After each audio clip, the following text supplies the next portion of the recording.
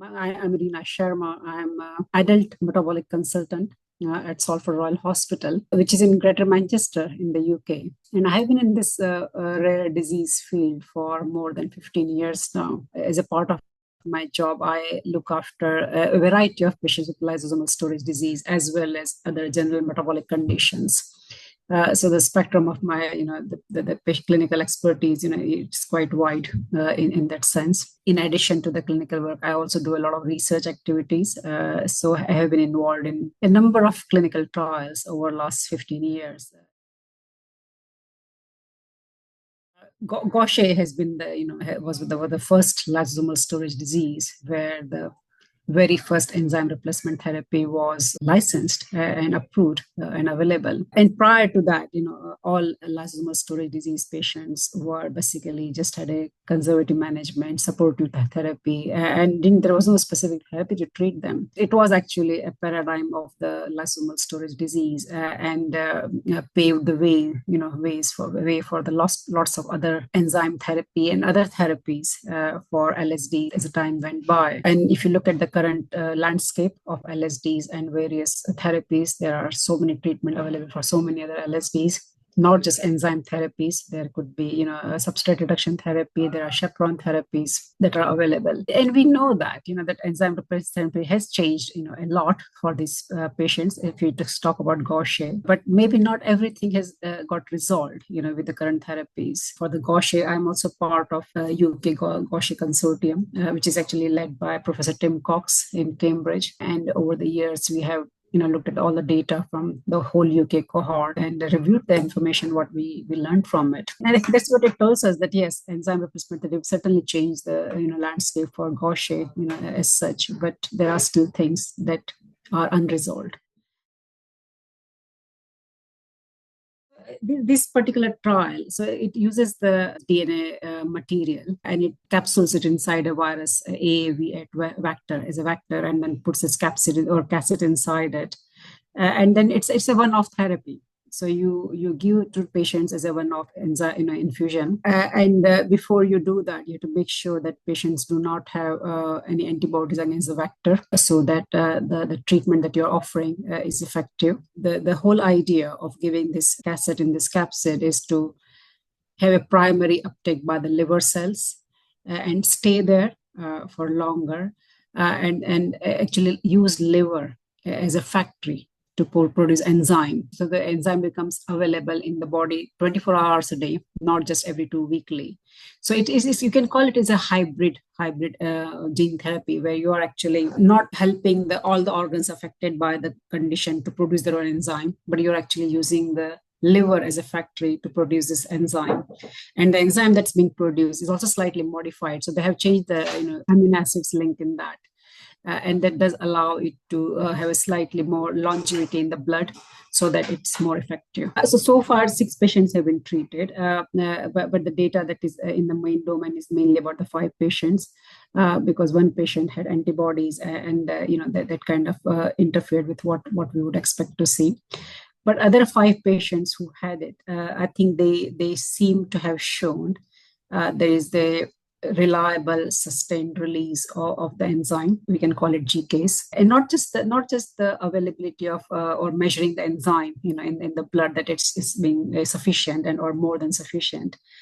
It has also shown that the patients who had it also showed that reduction in their markers for the condition for the Gaucher disease. And particularly some patients who had the scan, for example, MR of their bones, or MR of their abdomen and liver, which covers the bones as well. They did show that there has been an improvement in the disease that has been expressed prior to they went on the therapy and after therapy. And I think the patients have been on the post-therapy for nearly 9 months to a year now. To my knowledge, they are all doing very well. And it shows a durable, so far, a durability of the result, not just a short spike in the enzyme and then went down. It certainly has a durability of the result or of the biochemical parameters so far. So I think all in all, it looks pretty good, actually, to be honest, and quite promising it does look very promising. And I look after a lot of Gaucher patients. And if you think about when we discuss with the patients, and they always ask for newer things, what's happening new, and can something be done different? And I think the fact that patients do not need to take therapy, whether it's enzyme or tablet, regularly, I think it does take the burden of the therapy away from them. And certainly my patient who has been part of the clinical trial has been very happy. So I think if the the regulators agree that the current information is, so this is phase 1 and 2, yeah. So you just basically look at the safety. So it's not an efficacy trial; it's more safety trial. Phase 1 and 2 usually are, and if the regulators are happy with the data submitted about the safety and the dosing, so the phase 1 and 2 also identifies the correct dose for the next trial. And if the regulators are happy, then the next stage would be a phase 3 trial, where the correct identified dose from the data available from phase 1 and 2 will be used into the phase 3 program, where more patients will be enrolled. And the phase 3 will be then looking at efficacy. So as I said, phase 1 and 2 are more safety and identifying the correct dose trials, but you also still look at other parameters, and which certainly seem to be very positive in the group that they have been treated. In the phase 3, you look at more efficacy. But I have little doubt in my mind, looking at what we see so far, that it probably will be a good outcome. So I think, if you look at a lot of Gaucher patients, even who are currently on enzyme therapy or substrate reduction therapy, which is oral tablet. If you look at the current baseline, during the therapy, you will find that a significant number of patients, and I can certainly talk about my cohort, still have residual disease. And that residual disease is, you can see it in the form of when you do the MR scan, there is still, Gaucher disease impacted bones, whether it's the pelvic bones or whether there is, long bones, for example, their femur or their humerus or their vertebrae. So you see the disease in their bones. And if you look at their biochemical parameters, a significant number of, actually hardly anybody will have their normal biochemical parameter when we are talking about either lyso-Gb1 or chitotriosidase. I have never seen anybody with a normal value. So they will still have some constant rise of their lyso-Gb1 or chitotriosidase. So that tells us about the residual disease in Gaucher patients who are currently on the therapies that are available. In the evidence that we saw in the phase 1 and 2 so far, that there has been reduction or disappearance of the bone disease in the patients who had treatment. And I think that was quite remarkable, because that is something you do see in the patients. And if it takes that element away of the disease, that is absolutely good news.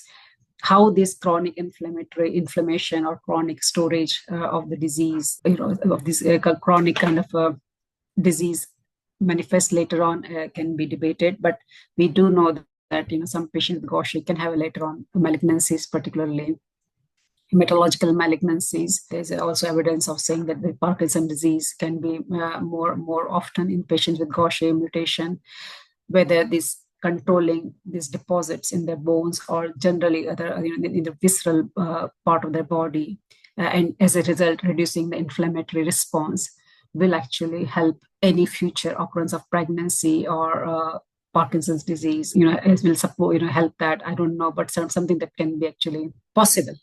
That a better control of disease does prevent further complications in the later in life as well. But it's very, very, very, very, very, very possible that it will happen.